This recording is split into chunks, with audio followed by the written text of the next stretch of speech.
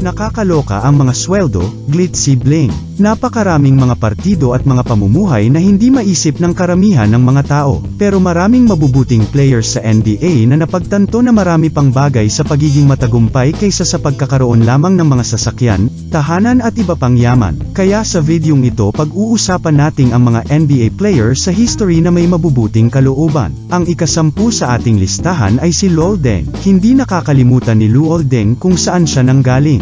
Ginugol ng katutubo ng Republic of South Sudan na nasalanta ng digmaan ang karamihan sa kanyang karera sa NBA sa pagsisikap na ibalik ang kanyang naliligaw na tinubuang bayan. Ang karahasang etniko ang naging panuntunan sa South Sudan, at sinubukan ni Deng na mag-alok ng suportang pinansyal at emosyonal sa kanyang tinubuang bayan. Si Deng ay may simpatiya sa mga tao sa kanyang tinubuang bayan na dumanas ng maraming trahedya at personal na pagkalugi sa loob ng maraming taon. Kaya naman nananatili siyang nakatuon sa pagtulong sa kanila. Ang ika-9 ay si Joakim Noah. Iniwan ni Joakim Noah ang lahat sa court sa kabuuan ng kanyang 9 na taong karera sa Chicago Bulls, at ang kanyang katawan ay dumanas ng hindi kapani-paniwalang pang-aabuso sa panahon ng kanyang karera. Si Noah ay humawak sa isang pangunahing tungkulin sa pampublikong serbisyo kasama ang kanyang Noah's Ark Foundation. Ang organisasyong iyon ay nakatuon sa pagtulong sa mga bata na magkaroon ng mas malakas na pakiramdam ng sarili sa pamamagitan ng iba't ibang mga hakbangin.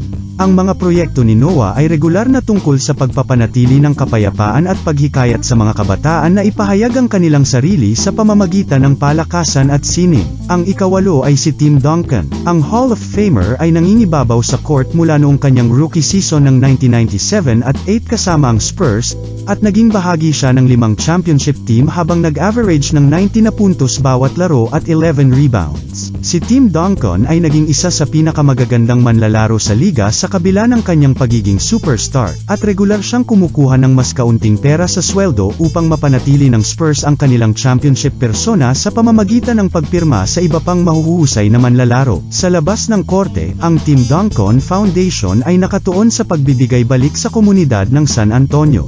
Nagkaroon siya ng ilang proyekto, kabilang ang isang charity bowling event na idinisenyo upang makalakam ng pera sa pananaliksik para sa prostate at breast cancer. Ang ika-7 ay si Stephen Curry. Si Steph Curry ay nanalo ng back-to-back MVP awards at ang kanyang koponan ay naglalaro para sa NBA Championship para sa ikalawang sunod na season. Ang kanyang kakayahang makatama ng mga long-distance shot ay nagbigay daan sa kanya na maging marahil ang pinakamahusay na outside shooter sa kasaysayan ng sport. Bagamat regular na dumarating sa kanya ang mga parangal at mga headline, kinikilala ni Curry na ang paglalaro ng basketball ay nagbigay sa kanya ng mahalagang pagkakataon na magpakita ng halimbawa para sundin ng iba. Ang kanyang Nothing But Nets campaign ay isang charitable endeavor na tumutulong sa paglaban sa malaria sa pamamagitan ng pagbibigay ng mga lambat upang protektahan ang mga pamilya sa Africa mula sa nakamamatay na sakit. Nag-ho-host din siya ng mga taunang golf tournament na idinisenyo upang makalakam ng pera para sa mga scholarship na tumutulong sa mga tauhan ng militar at kanilang mga pamilya.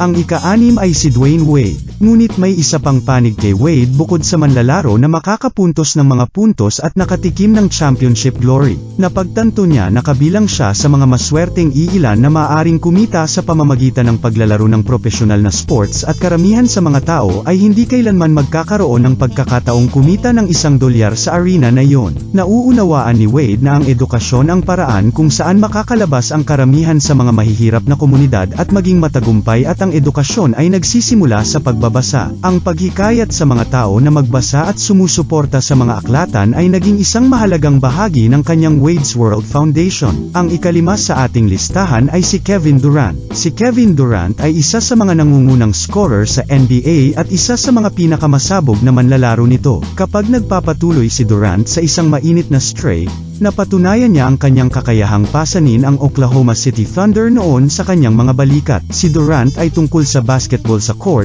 ngunit ang Kevin Durant Charity Foundation ay isa sa kanyang mga pangunahing prioridad kapag hindi siya naglalaro ng laro. Ang kawang-gawa na ito ay idinisenyo upang tulungan ang mga kabataang nasa panganib mula sa mga pamilyang mababa ang kita sa pamamagitan ng mga programa sa edukasyon at panlipunan. Noon pa man ay gusto ni Durant na tumulong sa mga tao, at iyon ang natutunan niya sa kanyang mga taon sa pagbuo. Ang ika-4 ay si Mike Conley. Nakilala siya sa kanyang all-around sportsmanship sa dalawang pagkakataon dahil 2 beses niyang napanalunan ang Joe Dumars Trophy. Nanalo si Conley ng parangal pagkatapos ng season ng 2013 at 14 at muli ngayong taon. Sa labas ng korte, kasangkot si Conley sa pagpapalaki ng pera at kamalayan para sa Methodist Healthcare Center na kasangkot sa paggamot sa sickle cell. Sa korte, nakuha ni Conley ang parangal dahil sa kanyang etikal na paglalaro at pagiging palaro. Ang ikatlo sa ating listahan ay si Pau Gasol. Ang 43 years old na si Pau Gasol ay naging NBA mainstay mula nang simulan ang kanyang karera sa Memphis Grizzlies. Mula noon ay naglaro na siya sa Los Angeles Lakers at sa Bulls. Nag-average siya ng 18.2 na puntos bawat laro sa kanyang karera,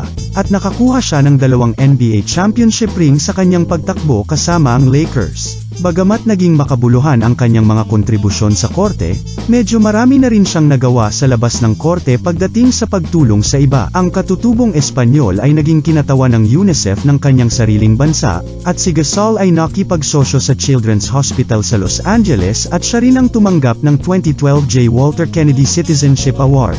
Ang ikalawa ay si Chris Paul. Si Chris Paul ay isang kahangahangang on-court performer na malinaw na isa sa pinakamahusay na point guard sa liga. Siya ay nangingibabaw mula noong kanyang rookie season noong 2005 at 6, at siya ay nag-average ng 18.8 na puntos bawat laro at 9.9 na assist sa kabuuan ng kanyang karera. Ipinaliwanag ni Paul na ang kanyang lolo ay nagsagawa ng kawanggawa sa buong buhay niya at siya ang unang African American na may-ari ng service station sa North Carolina. Kapag may pumasok na nangangailangang customer at sinabing wala siyang sapat na pera pambayad ng gasolina, ang lolo niya ang mag-aalaga sa kanya. Gumagawa si Paul ng sarili niyang gawaing kawanggawa sa pamamagitan ng CP3 Foundation na dalubhasa sa kalusugan at edukasyon ng mga bata. At ang una sa ating listahan ay si Damian Lillard. Pagdating sa paghahanap ng manlalaro na makakabangon sa kasalukuyan, si Damian Lillard ay isa sa mga sumisikat na bituin ng NBA. Ang pinakakapansin-pansing asset ni Lillard ay ang kanyang katapatan, na nagpakita ng sarili noong kinuha siya ng Oakland Rebels bilang isang kabataan upang maglaro para sa kanilang AAU team. Ito ang mas maliit sa 2 koponan ng AAU sa lungsod, at si Lillard ay isang payat na bata. Gayunpaman, nang mapatunayang siya ay isang superstar na may talento sa pagbabago ng laro, tumawag ang ibang AAU team ng Oakland. Nagkaroon ng pang-akit na maglaro para sa isang mas mahusay na koponan na may mga sponsorship at libreng sapatos, ngunit nanatili si Lillard sa koponan na gusto siya sa unang lugar.